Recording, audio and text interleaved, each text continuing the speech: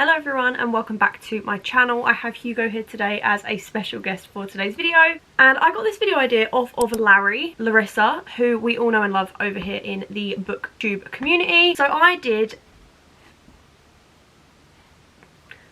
a mid-year book tag last year. Okay, you're already leaving. Okay, great. This was meant to be me and him hanging out and he's already left me. Anyway, I did the mid-year book tag last year and really enjoyed just having like that mid-year check-in. I have seen so many people do the end of year book tags as well, but I've never seen a beginning of the year book tag. So when Larry posted it, I was like, I want to do that too. I had a whole separate video plan for today, but we're just gonna get that one out the window and do this one instead because it's the perfect opportunity. Anyway, we are going to get on with the questions. And he's back. So the first question is, how many books am I planning on reading in 2025? My reading goal for 2025 is a whopping 70 books. I do go into a little bit more detail on this on a bookish reset that I am planning on posting, I think, next week. So you will see like my reading goals, my process, other things like that in that video. So I won't go like too much into it, but my actual Goodreads goal of this year is 70. However, last year I did read 106. So I think I'm just going to read as many as I possibly can. But 70 is like the ultimate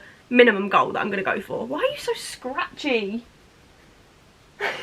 Question number 2 is a book that I'm likely to reread this year. I've already started my reread era of this year so far. My first 2 books of this year were rereads, and that's the first 2 books in the Mindfuck series by St. Abbey. Those are like 6-star reads for me, and I am going to continue the rest of the series throughout the year as well. I do also want to read Binding and Keeping 13. I think those would be great books to reread. However, I don't know if it's like a little bit too soon, because I did read Binding 13 end of Jan last year and Keeping 13 in around like August this year. Oh, last year. And I don't know if that's a little bit too soon because I still haven't read Taming 7, which is like the next book in the series. And one book that I also really do plan on rereading this year is Book Lovers by Emily Henry. That is one of my favourite books ever. I loved it in 2022 when I read it. So obviously it's been like a good 3 years since I've read that book, so I'm desperate to read it again. Number 3 is a priority read on my 2025 TBR. Now, I obviously want to read a lot of books in 2025. As I said, the goal is 70. However, a priority read, I think I'm going to go for Taming 7 by Chloe Walsh. As I did say, I do want to read and reread Binding and Keeping 13. However, Taming 7 is the only one that's out right now in that series that I haven't actually read for the first time yet. I finished... Come on then.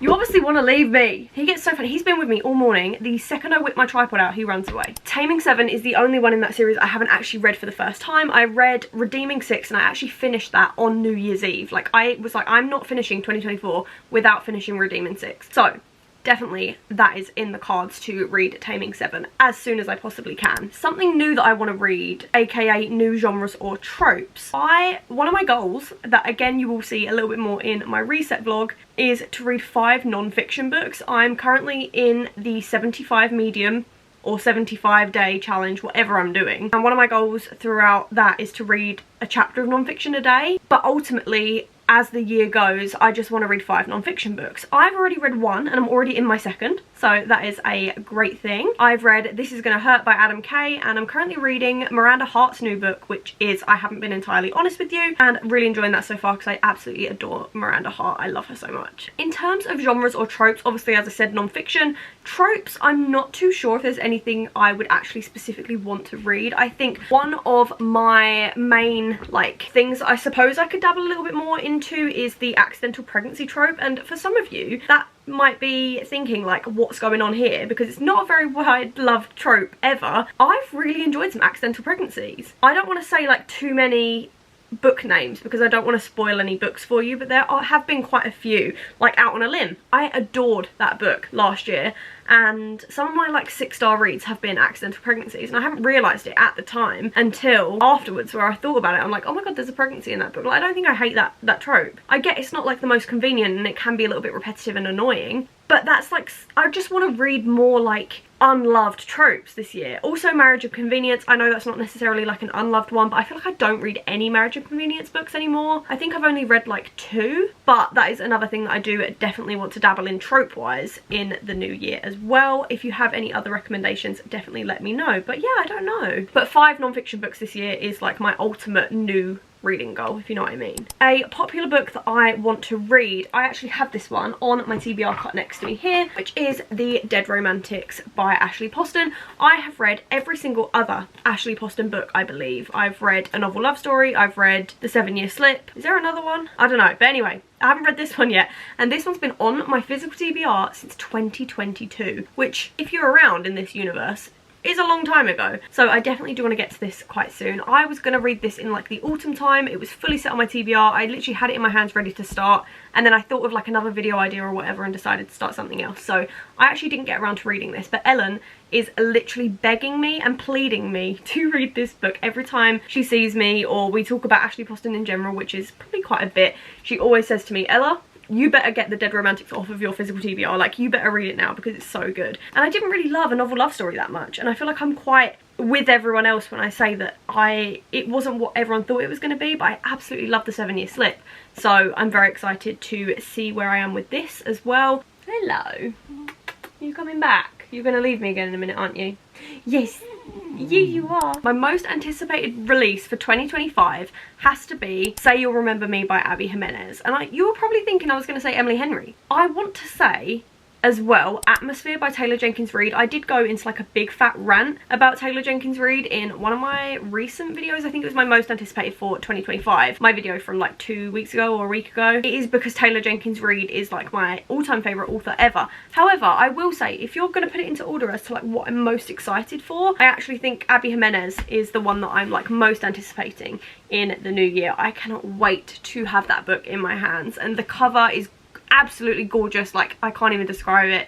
It's insane. So I'm definitely very, very excited to read that one. Number 8 is a bookish goal for 2025. My ultimate bookish goal is to read the Throne of Glass series, and I know I probably will not read the entire series because series in general for me are very hard to get through because I just don't binge series. I tend to read a couple and then put it down, and then, you know, read a little bit of something else and then come back to it, which is absolutely fine. But one of my ultimate goals of this year is to read at least the tandem, at least get up to the tandem read in the Throne of Glass series, because I feel like it's such a well-loved series that everyone adores, and I'm not even involved. Like, I'm getting FOMO. So I feel like I need to get involved in that as well. Have read the first one, but I need to dabble a little bit further on into the series as well, which is great. As I said, tandem read, I've already got the next one waiting for me on the TBR cart, waiting for me to read, which is fabulous. If we work in tandem.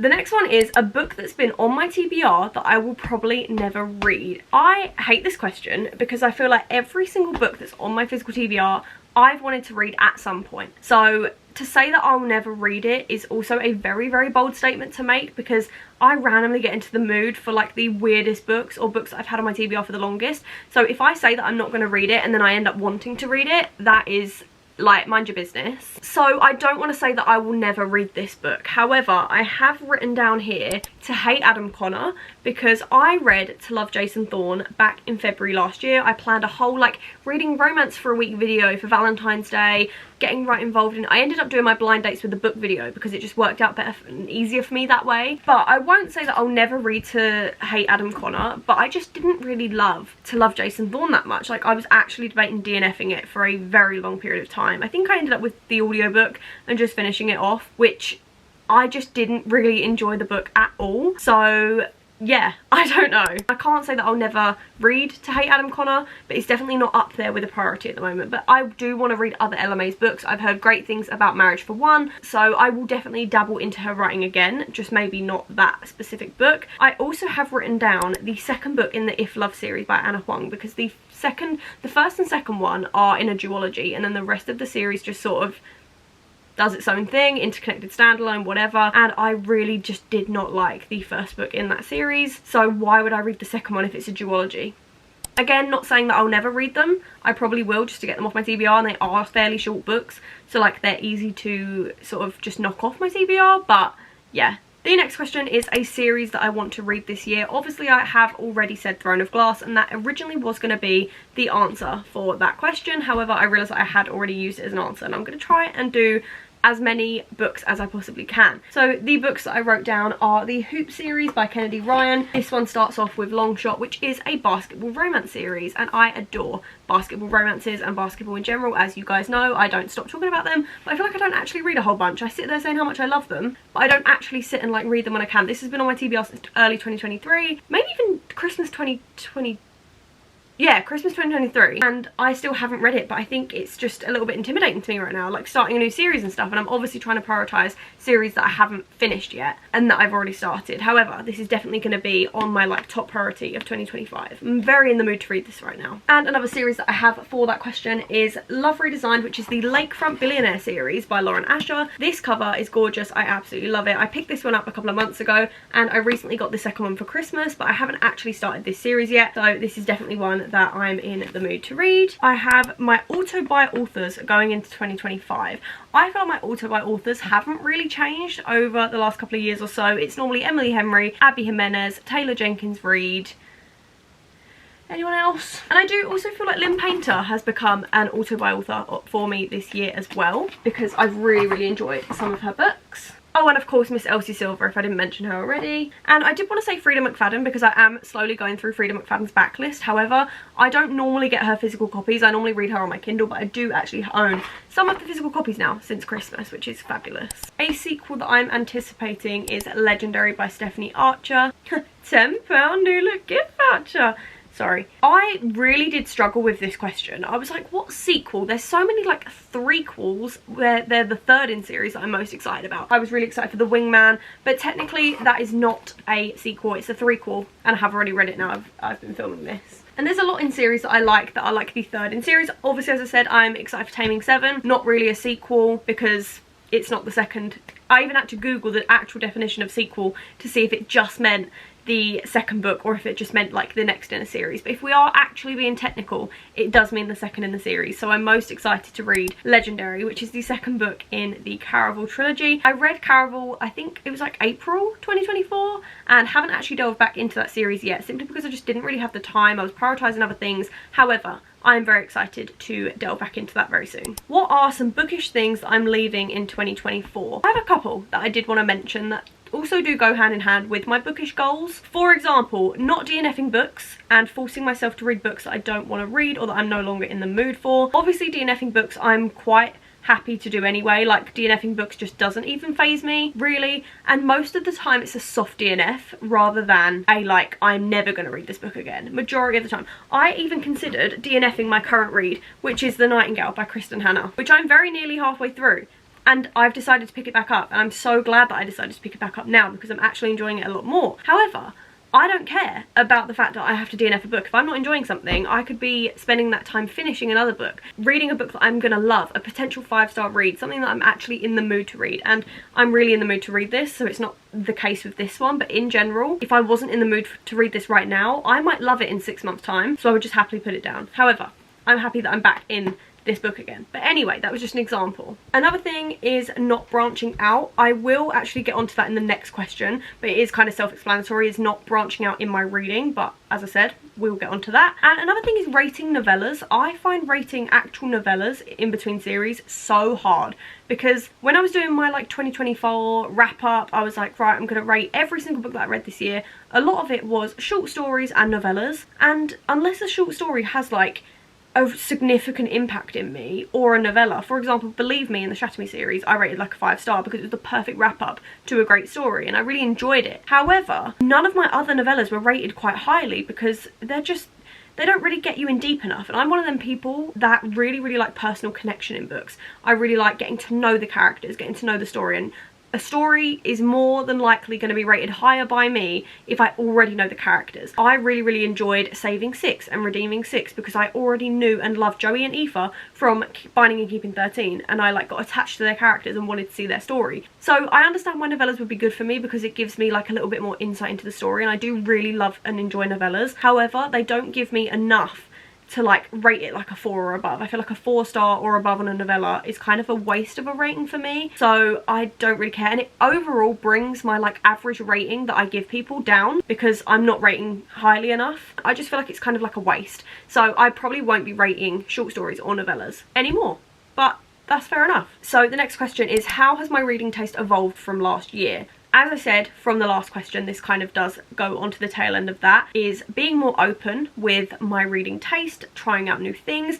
As I said before, one of my goals of 2025 is to read 5 non-fiction books. However, I've already read 5 different genres already in 2025, and it's the 13th of Jan. I've already read 7 books this year, which I'm on a roll, and I've already read 5 different genres. I've read a dark romance, I've read a normal romance, I've read a classic, but like a short story version of a classic, a fantasy, and a non-fiction. That's 5 different genres already in 13 days. So like, I'm already kind of beating that goal, but branching out is definitely one of them things for me that I do want to do this year. Read things that I'm kind of scared to read more things that I wouldn't normally pick up, get out of my comfort zone a little bit. I did do a video getting out of my comfort zone in 2023 and read books from genres that I wouldn't normally read. I have been asked to do another one of those videos and said that that would be great, so if you want to see that, then definitely let me know as well. But that is definitely a thing that I want to do, is just branch out and try new things in 2025 with my reading. And who are some booktube creators who inspired you? I feel like I'm just going to give the most basic answer ever and obviously say Sarah and Des. They are like 2 of the big book girlies that everyone watches. I also love Hayley's videos as well, but Sarah and Des are the ones that I probably watch the most.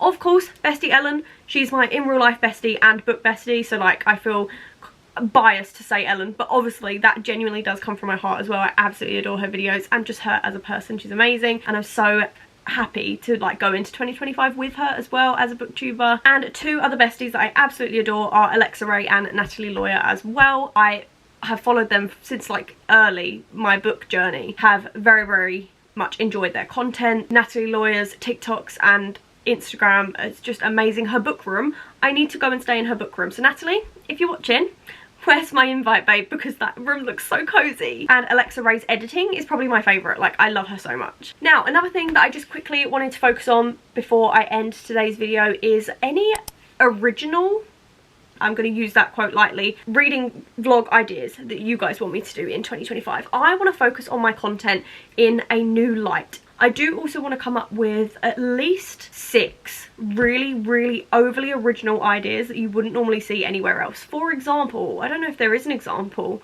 I don't really think I have an example, but reading books that like are based on this aesthetic or that aesthetic that you haven't really seen before. So if you've got any like really original weird reading vlogs that you want me to do, or like videos where I have to read like really specific books for, definitely let me know in the comments down below, because you guys, I get a lot of my reading vlog ideas from. So definitely let me know any of your like weird, wacky book recommendation, not book recommendations, video recommendations, and I will obviously execute that in my way in 2025. But that is everything for the book tag, the beginning of the year book tag or new year book tag for 2025. I will obviously do another one of these check-ins in around June, July time for the mid-year one, and then again in December for the end of year one as well. And I will hopefully be comparing my answers from now up until then as well. The questions do slightly change because obviously you're doing it as more of a reflection on the year so far rather than your most anticipated, but all in all, is a great thing to do. I'm gonna feel like Billie Eilish where she does the same interview every single year, but I'm gonna do the same one 3 times this year. Come and say goodbye. You left me. You planned on filming the video with me and then you left me. Come here. Oh, he wants to read the books. That is everything for today's video. As I said, let me know them video recommendations that you guys want to see in 2025 and just overall videos that you want me to do, because I need some ideas for the new year, and I hope that your reading journey goes very well this year. Let me know your goals and some answers to these questions if you want to answer them as well in the comments. That would be great, and I will hopefully see you in my next video. Thank you so much for watching. Love you guys lots. Bye.